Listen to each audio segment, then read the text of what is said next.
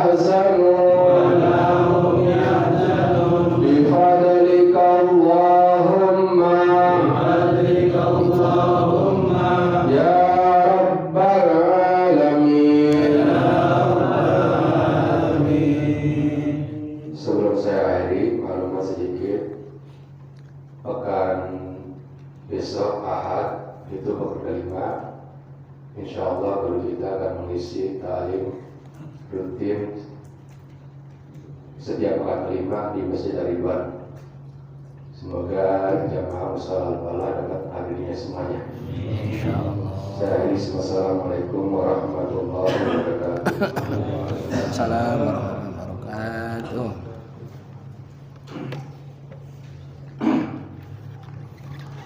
Bismillahirrahmanirrahim. Kita lanjutkan kajian kitab Fathul Qorib. Faslun ay hadza faslun. Qala al-musannifu rahimahullah.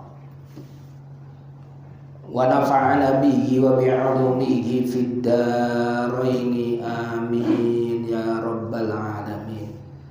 Faslun fi ahkamil waqfi. Menerangkan tentang hukum-hukum wakaf. Lan tanalul birra hatta tunfiqu mimma tuhibbun. Kamu itu belum disebut orang yang baik di hadapan Allah hatta tunfiqu mimma tuhibbun, sampai kamu menginfakkan. Tafsir dari kata menginfakkan itu mewakafkan sebagian dari harta yang kamu sukai, yang kamu senangi, yang kamu sayangi. Kalau wakaf sesuatu yang sudah kagak kepake ya enggak termasuk. Tapi yang memang betul-betul kita sukai, punya tanah, punya kebun, punya bangunan, terus diwakafkan, itu baru termasuk kategori orang-orang yang disukai di hadapan Allah Subhanahu wa Ta'ala. Seperti ada sahabat Nabi namanya Sa'ad ibn Ubadah.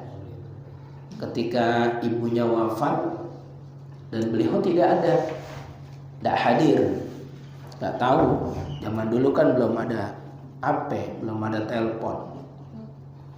Lalu lapor sama Nabi, ya Rasulullah, inna ummi qad tuwfiyat, ayanfa'uha syai'un in tasaddaqtu bihi anha. Ya Rasul, ibu saya sudah meninggal dunia, wa ana ghaibun anha, dan saya tidak ada. Waktu ibu saya meninggal dunia saya tidak ada, saya tidak tahu. Ayanfa'uha syai'un in tasaddaqtu bihi anha, apakah ada manfaatnya kalau saya bersedekah untuk ibu saya yang sudah meninggal dunia? Nabi kita menjawab, na'am, ya tentu ada manfaatnya untuk ibumu. Terus Sa'ad ibn Ubadah berkata, inni ushhiduka ala anna ha'iti al-mikhrab shadaqatun anha. Kalau gitu saksikan ya Rasul, kebun saya ini saya wakafkan, saya hadiahkan, atau saya sodakohkan, saya infakkan, saya wakafkan untuk ibu saya. Ada juga sahabat yang ngasih apa? Sumur, seperti sahabat Utsman ibn Affan itu mewakafkan sumur. Sumurnya namanya sumur Roma. Sumur Roma. Titik.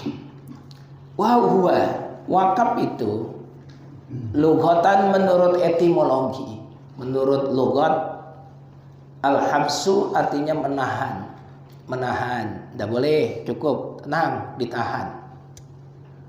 Wa syar'an menurut syariat agama absumalin muayyanin qabilin lin naqli yumkinu al-intifa'u bihi ma'a baqa'i 'ainihi wa qat'ut tasarrufi fihi ala ayyusrafa fi jihati khairin taqarruban ilallahi ta'ala.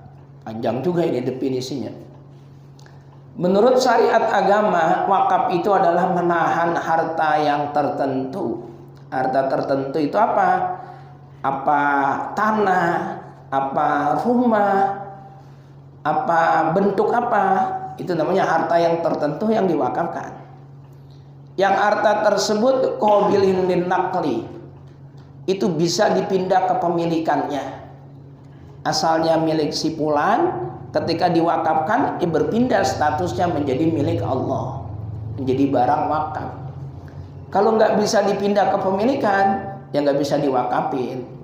Apa contohnya? Barang sengketa, kan nggak bisa dipindahkan.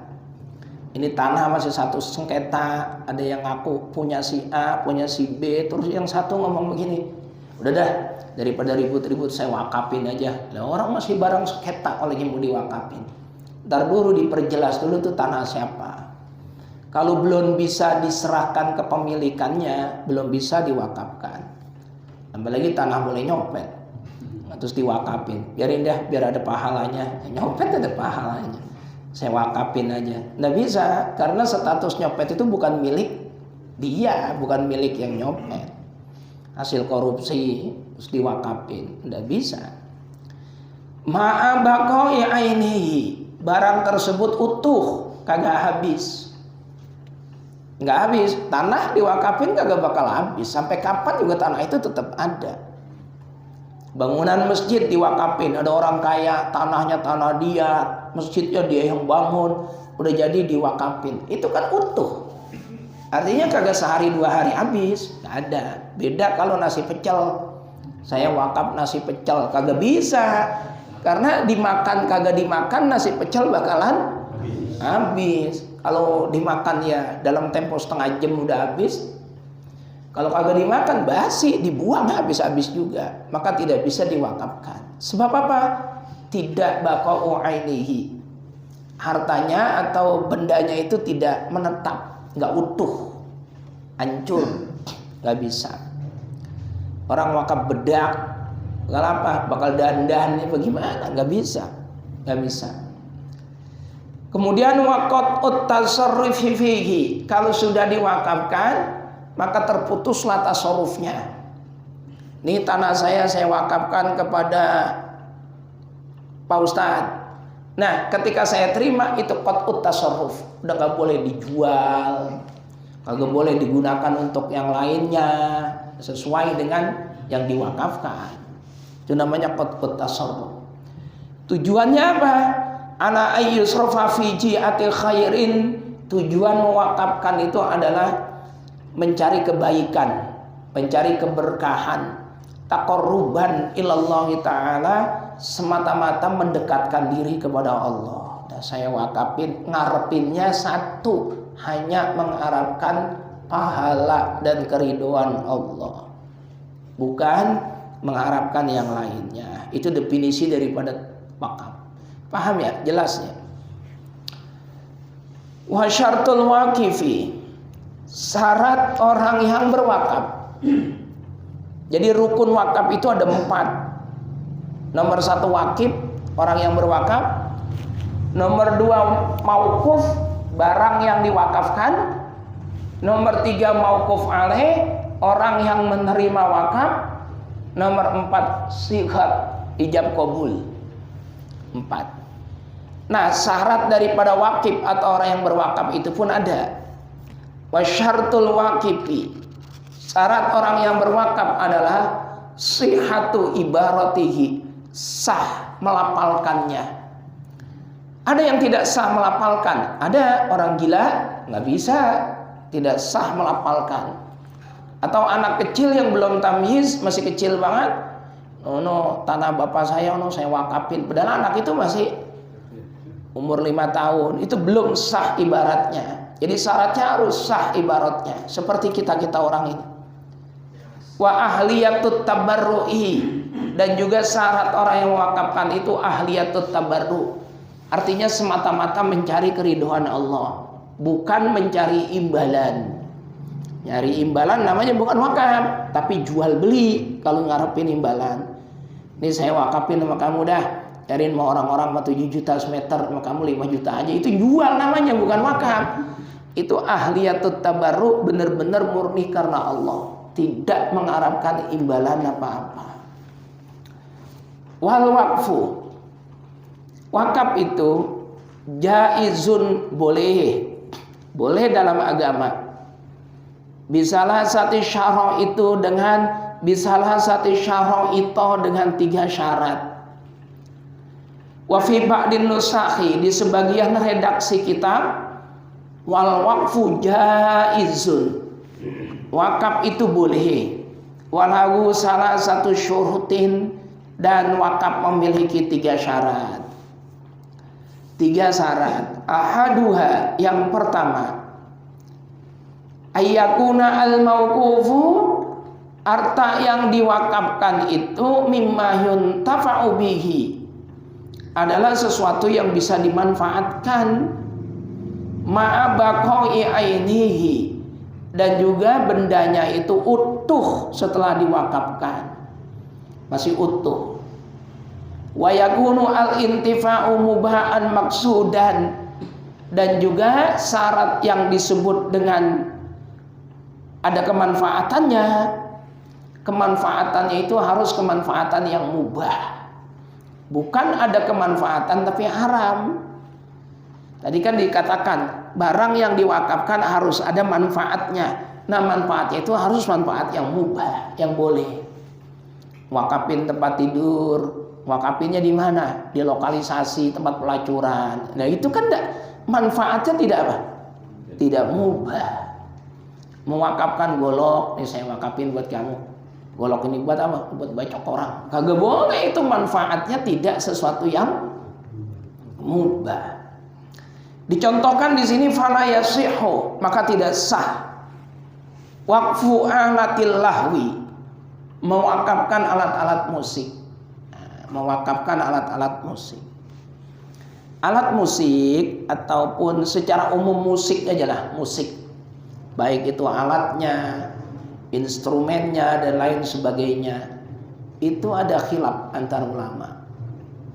Di kitab ini diterangkan tentang hukumnya haram. Tapi Hujjatul Islam Al-Imam Al-Ghazali mengatakan musik itu haram lil illah, kalau ada alasannya. Artinya musik yang menjadikan seseorang itu lalai sama Allah. Gara-gara musik menarik untuk berjoget liar, kemudian ditemani oleh wanita-wanita malam, kemudian ada minuman-minuman yang memabukkan, kemudian ada menjadikan dia sebabnya lupa kepada Allah Subhanahu wa taala, lupa akan perintah agama. Nah, itu maka musik yang diharamkan menurut Imam Al-Ghazali.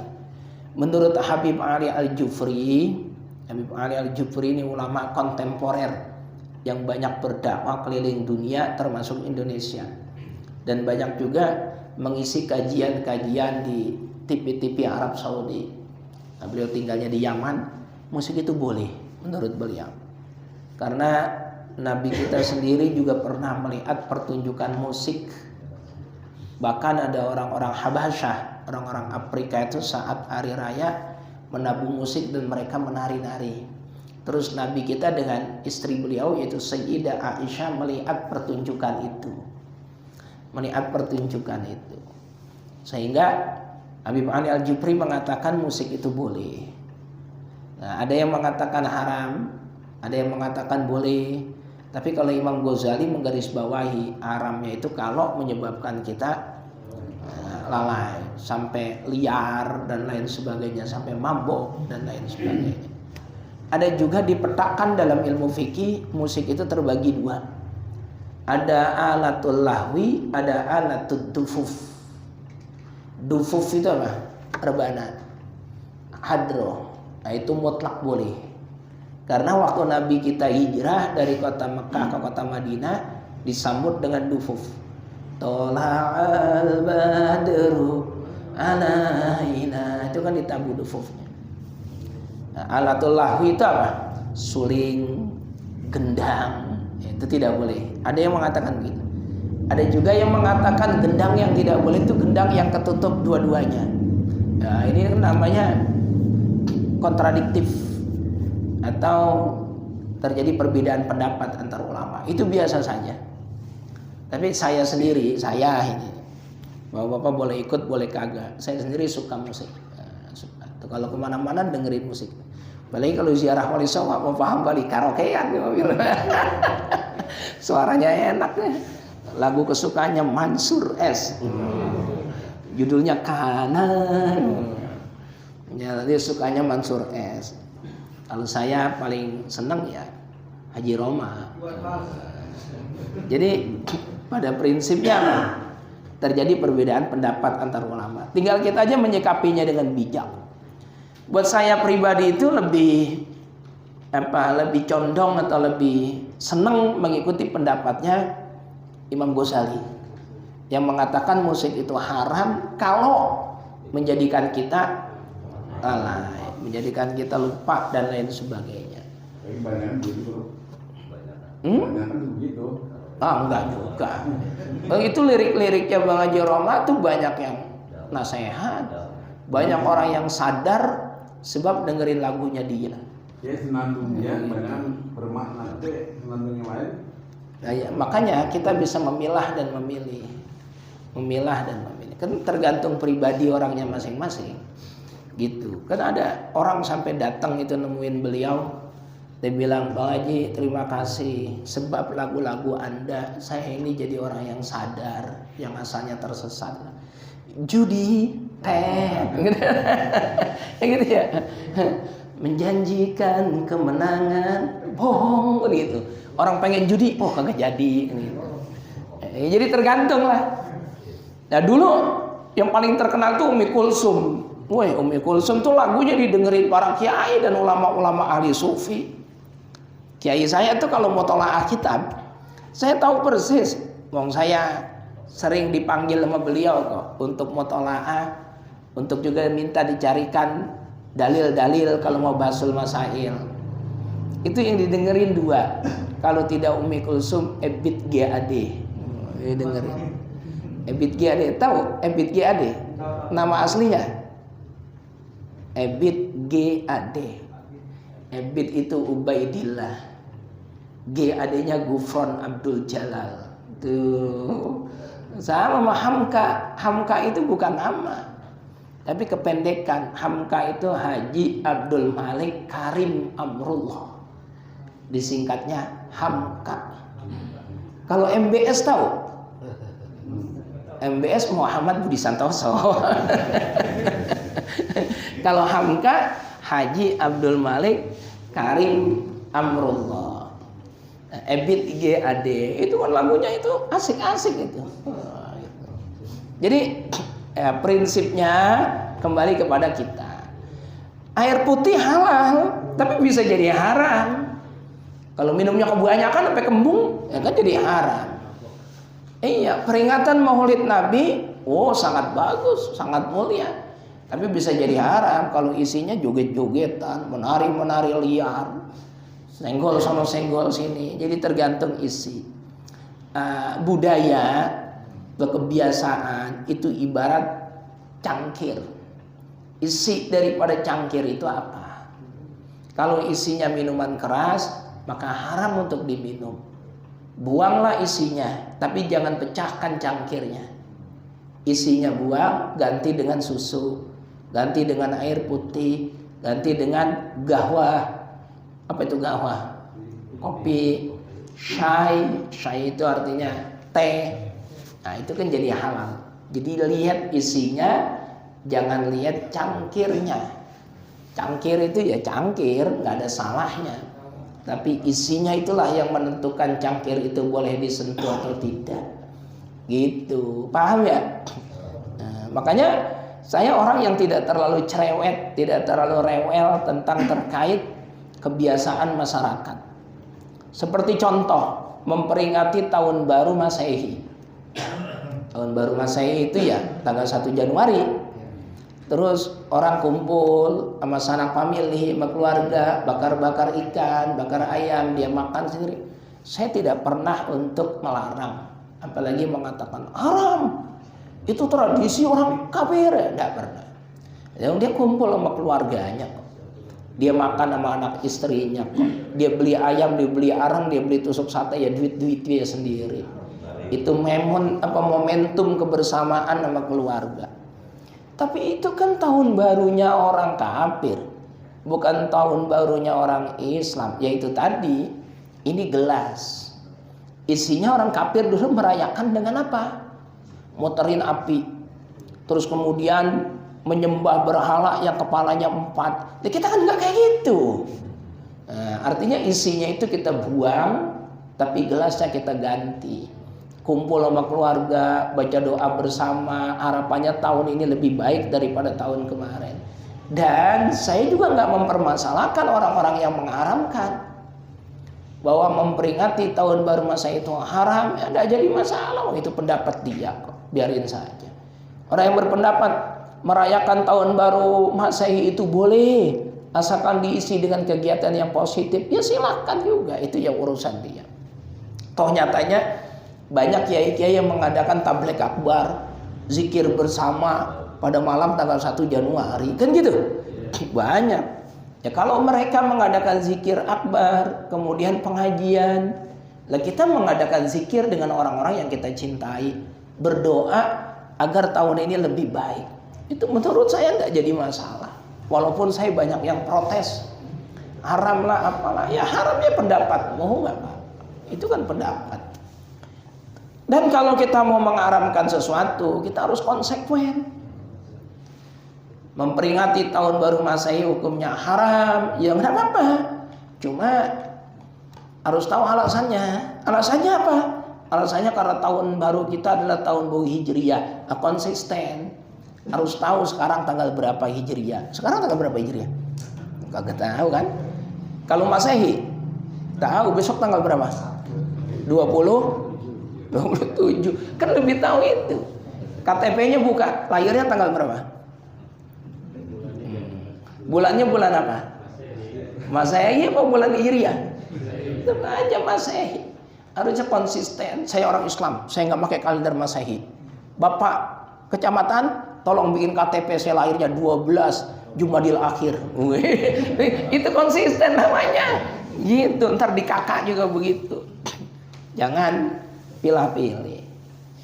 Apa hukum bank? Haram. Maka semua yang terkait dengan bank juga haram.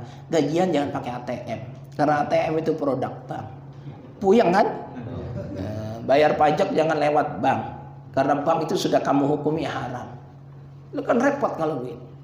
Ikutin aja kehidupan. Selama kita tidak menyimpang dari rel agama, ikutin saja kehidupan. Nabi kita nggak ada bank pada zaman Nabi. Zaman sahabat tidak ada bank. Zaman tabi'in belum ada bank. Berarti bank ini baru ada sesudah generasi orang-orang yang paling mulia. Ini akan menimbulkan perdebatan. Nah, terus tapi kan Pak Ustadz, saya minjem di bank itu 2 juta, jadinya 2.200.000. Yang 200 anggap aja buat hadiah orang-orang yang ngurusin administrasi. Dia kan perlu bayar karyawan, dia perlu bayar security, dia perlu sewa gedung gitu. Bukan berarti saya nyuruh-nyuruhin minjem, enggak, bukan. Tapi artinya kalau kita sudah konsekuen menghukumi bank itu haram, maka segala turunannya juga harus kita hukumi haram. Tanya gembar-gembor bank itu haram, riba, tapi gajiannya pakai ATM. ATM itu produk mana? Produk bank. Terus beli mobil, kredit, bayarnya pakai leasing. Leasing itu dari bank. Ya mestinya jangan semua. Bank itu haram, ya jangan nabung di bank, taruh di bawah bantal. Akhirnya dimakan apa? Rayap. Kan gitu. Kalau saya orangnya gampang, nggak perlu berdebat. Itu sudah pilihan saja, silakan. Kecuali yang sudah nyata-nyata ada nas Al-Quran dan hadisnya. Babi haram, udah jangan ditawar. Ya sudah haram. Tapi kan dagingnya Ustaz yang diharamkan. Berarti tulangnya boleh disop. Ya tetap agak boleh. Nggak boleh. Karena dalam Al-Quran urimat alaikumul maitatu waddamu walahmul khinzir. Urimat alaikumul maitatu waddamu walahmul khinzir. Diharamkan buat kalian bangkai, darah, daging babi. Tuh lihat Pak Ustadz, yang diharamkan tuh dagingnya, daging babi. Al-Quran tidak pernah nyebut tulang babi. Saya nggak makan daging, saya makan tulangnya, saya sop. Boleh apa kagak? Ya tetap tidak boleh. Udah nggak bisa ditawar-tawar itu. Udah. Ya, tapi kalau bank mana ada itu keterangan dalam Quran? Ada itu apa? Wa ahallallahu al-bai'a wa harrama riba. Itu kan dalil tentang riba semua. Sedangkan bank itu sendiri masih diperdebatkan. Cuma bukan berarti saya nyuruh-nyuruhin Bapak minjem, bukan. Nah, ini kita harus konsisten dengan ucapan kita. Kalau sudah menghukumi haram, ya sudah hukumi haram. Maka segala turunannya jangan disentuh. Itu. Tai kebo najis. Kenapa? Gede. Kalau tai ayam suci. Karena kecil. Bagaimana mungkin sama-sama tai, kalau ada yang najis, ada yang suci. Gitu. Nggak bisa. Haram ya haram sudah. Najis ya najis. Konsisten. Ayyakuna al-mauqufu mimma yuntafa'u bihi ma'a baqa'i 'ainihi. Harus ada manfaatnya. Dan kemanfaatannya itu tidak mesti seketika. Enggak. Manfaatnya nanti, enggak apa-apa, itu boleh. Orang bangun masjid, baru pondasi, lantainya belum, temboknya belum, tiangnya belum, apalagi plafon. Ujuk-ujuk ada orang datang, Pak, saya wakaf mimbar bakal masjid. Padahal belum dibutuhkan. Boleh apa tidak? Boleh. Karena syarat kemanfaatannya tidak mesti seketika itu. Nanti kalau udah jadi masjid kan mimbar dibutuhkan juga. Dari kayu jati mimbarnya. Beli di kota Ukir misalnya. Cakep, harganya 50 juta. Lah kalau ditolak kan sayang. Ya sudah, terima tuh mimbarnya. Nanti buat khotib, buat menyampaikan khutbah Jumat.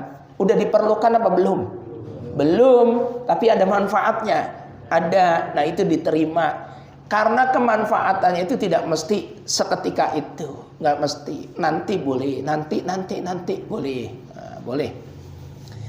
Titik. Orang wakaf genteng. Apa?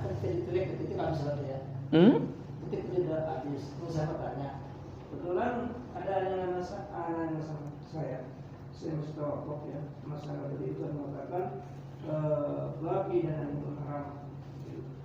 Kalau sapi itu enggak haram, saya kenapa sih bisa haram daging babi atau anjing? Kok sapi enggak haram? Apa sebabnya? Kenapa, dari mana bisa itu haram? Asal usulnya saya tahu. Mohon dijelaskan. Begini Ustadz Mahfud, Ka'ban. Ada hukum yang berdasarkan nas. Ada hukum yang berdasarkan illah. Ada hukum yang berdasarkan nas. Ada hukum yang berdasarkan illah. Nas itu apa? Ketentuan dari Allah dan Rasulnya. Jadi nggak perlu alasan. Allah mengharamkan itu, maka kita sebagai hamba Allah ya sudah nurut. Kemudian ada yang mencoba mencari sebabnya. Para ilmuwan ditemukan satu kesimpulan. Oh, babi itu mengandung cacing pita yang berbahaya untuk kesehatan kita dan juga bisa merusak diri kita. Oh, ini haramnya sebab cacing pita. Ini ilmuwan. Ditemukan lagi alat penghancur cacing pita. Alat penghancur cacing pita. Jadi babi itu ditaruh di dalam satu ruangan yang suhunya diatur sekian, alatnya canggih, cacing pitanya hilang semua. Jadi yang tersisa dagingnya steril, bersih, orisinil, tanpa ada cacing pitanya. Apakah jadi halal? Tidak. Berarti keharaman tentang daging babi itu bukan sebab illah, bukan sebab ada alasannya. Alasannya karena apa? Karena cacing pita. Kalau cacing pitanya hilang, apa dia jadi halal? Tidak, berarti bukan sebab itu.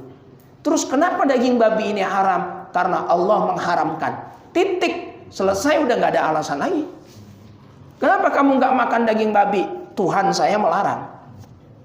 Kenapa Tuhan kamu melarang? Saya hamba Allah. Apapun keputusan Tuhan saya ikuti. Selesai. Nggak perlu kita sebabnya apa? Sebabnya apa? Sebabnya apa? Nggak perlu. Karena itu berdasarkan nas Al-Quran, perintah Allah. Begitupun dengan anjing. Begitupun dengan anjing. Ada anjing diteliti oleh ulama apa dari ilmuwan-ilmuwan kedokteran. Itu air liurnya mengandung bakteri yang bisa menyebabkan kebutaan. Itu baru air liurnya. Bisa menyebabkan rabies dan lain sebagainya. Kalau kemudian disterilkan, dibersihkan itu semuanya sehingga tidak memungkinkan lagi orang kena bakteri, apakah daging anjing jadi halal? Tidak, tetap apa? Tetap haram. Berarti bukan sebab. Bukan sebab. Kenapa dia haram? Sebabnya ini bukan. Kenapa dia haram? Sebab Nabi mengharamkan. Selesai. Dan sebagai umatnya Nabi, kita wajib patuh dan tunduk. Paham ya? Kenapa kita mesti sujud? Nah, karena Allah memerintahkan kita sujud. Udah selesai. Jangan terus kemudian alasannya supaya dapat surga, supaya ini, supaya itu. Nah, kalau kagak ada janji surga, kagak ada janji ini, tapi Allah memerintahkan kita sujud, apa kita jadi kagak sujud? Kan enggak, kita tetap sujud. Kenapa? Karena ngikutin perintah. Jadi ada hukum yang berdasarkan alasan, ada hukum yang memang berdasarkan ketentuan tanpa alasan, tanpa syarat. Pokoknya Allah mengharapkan, ya sudah, kita ngikutin arah. Begitu Ustaz Mahfud Ka'ban. Lah kenapa batu itu haram? Nah ini ilah. Karena berbahaya. Kenapa ini haram? Karena berbahaya. Kenapa ini haram? Karena berbahaya. Itu namanya ilah. Nah, dalam situasi tertentu kita diperbolehkan, contoh makan bangke. Makan bangke apa? Kalau kagak makan mati, udah kelaparan. Begitu kita makan selesai, kagak boleh nambah. Itu namanya doyan. Tuh. Itu namanya doyan. Nah, titik. Kenapa khamr kok haram? Ya memang Allah mengharamkan. Ada yang mengatakan karena memabukkan. Karena menjadikan kita ngefly, pikirannya hilang. Bagaimana kalau misalnya Al-Quran mengharamkan khamr, tapi khamrnya tidak memabukkan? Apakah jadi boleh? Tetap haram karena Al-Quran memang mengharamkan. Itu kita harus pahami betul-betul. Ada hukum yang berdasarkan nas, ada hukum yang berdasarkan ilah. Kenapa sapi kok halal? Ya memang dihalalkan oleh Al-Quran dan Nabi. Nabi kita makan daging sapi, Nabi kita makan daging kambing. Ya kalau sapi kemudian diharamkan, kesian itu orang-orang yang tukang nasi padang itu bikin rendang, tukang bakso, masa mau pakai daging apa? Daging kodok, ya malah haram lagi. Gitu. Jadi ada yang perlu kita jawab, ada yang tidak perlu kita jawab. Kenapa babi itu haram? Allah yang mengharamkan. Selesai udah, kita hanya ngikutin doang. Titik. Wasani yang kedua. Syaratnya tadi ada 3. Pertama, bisa diambil kemanfaatan. Yang kedua, ayyakuna al-waqfu ala aslid mawjudin wa far'in la yang qati. Wakaf itu harus diwakafkan kepada asli. Asli itu artinya orang yang menerima pertama. Kemudian ketika orang yang menerima pertama ini meninggal dunia, bukan berarti wakafnya itu selesai, tapi akan diteruskan wa far'in la yang qati, penerus-penerusnya yang tidak akan terputus sampai kapanpun. Saya buat contoh. Musola Al-Falah, ini kan wakaf statusnya. Iya. Diwakafkan oleh Kong Haji Tahir bin Haji Rimin wa Haja Siti binti Mahmud. Saat itu yang nerima wakaf siapa? Saat itu ketika beliau mewakafkan. Nih saya wakafin musola ini, saya wakafin tanah ini untuk dibangun musola. Yang nerima wakaf itu siapa saat itu? Yang nerima misalnya si Fulan bin Fulan atau Haji Nur lah misalnya. Misalnya contoh, Haji Muhammad Nur yang terima wakaf. Ini namanya aslin, orang yang pertama nerima. Beliau kan sudah meninggal dunia. Ketika beliau sudah meninggal dunia, tidak berarti ahli waris dari Kong Haji Tahir, udahlah orangnya udah mati, yang wakaf udah mati, yang terima wakaf juga udah mati, maka ini dibagi-bagi buat anaknya. Nggak bisa. Walaupun beliau sudah meninggal dunia, maka kemudian itu turun kepada penerusnya. Yang ketua musolanya siapa? Si Fulan. Kemudian mati, ganti lagi ketua musolanya siapa? Terus sampai hari kiamat. Itu namanya wafar'in la yanqati, tidak terputus. Status wakaf itu walaupun yang mewakafkan dan nerima wakaf sudah meninggal dunia, statusnya tidak terputus sampai kapanpun digantikan. Paham ya Pak ya? Nah, sampai kapanpun. Sama dengan pondok pesantren kita yang lagi kita bangun. Ada orang mewakafkan tanah, yang nerima siapa? Saya wakafkan kepada Pak Ustadz sebidang tanah saya ini untuk dibuat pesantren. Oke, saya terima. Statusnya apa? Wakaf. Maka itu terputus, tertahan, nggak boleh dijual, nggak boleh diwarisin sama ahli waris saya, anak saya. Neng, ini tanah abi, sekolah abi mati, jual. Nggak bisa, karena itu barang wakaf. Nah, saya kemudian meninggal dunia, apakah status wakafnya jadi hilang? Tidak, nanti yang gantiin saya siapa? Yang gantiin kiai itu siapa nanti di pondok pesantren itu? Dia yang akan melanjutkan estafet kewakafannya itu. Diwakafkan buat pesantren, selamanya akan statusnya sebagai tanah wakaf pesantren. Paham ya? Jelas ya? Nah, jadi nggak ada istilahnya barang wakaf itu terputus karena orang yang mewakafkan dan menerima wakaf meninggal dunia. Nggak ada. Titik. Yang ketiga, yang terakhir. Wasalisu Allah yakuna al-waqfu fi ma'zurin. Tidak diperbolehkan mewakafkan sesuatu atas barang yang diharamkan. Nggak boleh. Titik. Apa contohnya? Fala yasiu al-waqfu ala imarati kanisatin lita'abudi. Tidak boleh, haram mutlak orang mewakafkan gereja untuk ibadah orang-orang non-muslim. Di kampung kita ini ada orang non-muslimnya banyak misalnya. Tapi miskin-miskin. Mereka miskin semua, nggak kuat bangun gereja. Lah kita orang Islam kaya, ngomong sama mereka, udah gue wakafin tanah gue ini buat lu dah bangun gereja. Gitu. Kalau perlu ntar gue yang bangun. Tidak boleh. Ini namanya mewakafkan sesuatu yang haram. Nggak boleh. Nggak boleh. Ini dicontohkan. Fala yasi'u al-waqfu ala imarati kanisatin lita'abudi. Oleh karena itu tidak boleh mewakafkan bangunan yang berupa gereja lita'abudi untuk menyembah Tuhan selain Allah. Nggak boleh, haram. Haram, titik. Udah Isa ya? Cukup sampai sini dulu. Mudah-mudahan ada barokah dan manfaatnya. Sebelum saya akhiri, ya alhamdulillah saya kemarin pulang malam Ahad, malam Minggu, pulang umroh. Dan ada perwakilan yang datang beberapa orang.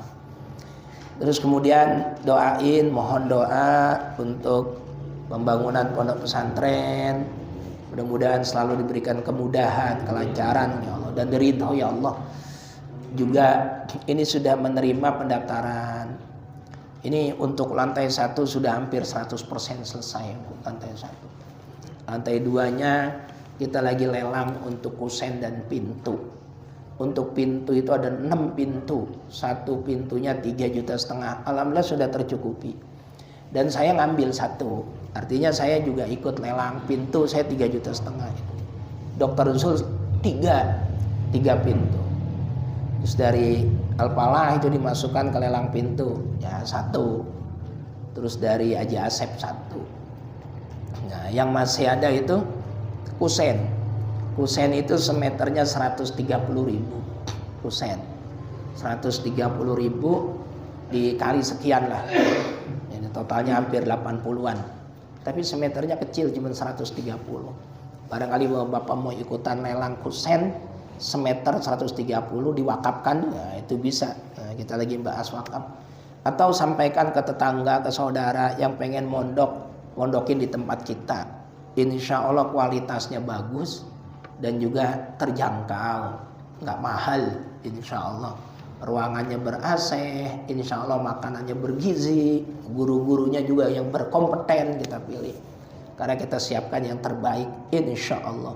Punya anak yatim, punya ponakan yang yatim, boleh didaftarin. Nah, itu gratis kalau yang yatim. Kalau yang punya bapak ya bayar.